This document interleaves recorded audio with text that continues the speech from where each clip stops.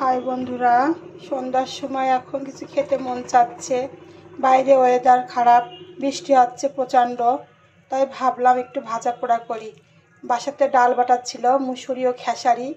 ডালগুলোকে বেটে নিয়েছি, ওর মধ্যে একটু আদা বাটা, রসুন বাটা, জিরে বাটা, তারপরে কাঁচা মরিচ বেটে দিয়েছি, একটু ধনিয়া গুঁড়া দিয়েছি, একটু 2-3টা পেঁয়াজ কুচি কুচি করে কেটে নিয়েছি, সাথে চিংড়ি মাছ দিয়ে এখন বড়া ভাজবো।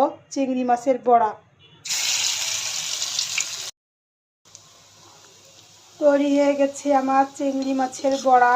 কি সুন্দর মুচমুচে বড়াগুলো, কালারটাও সুন্দর এসেছে। গরম গরম পরিবেশন করব, সাথে একটু শসা আছে।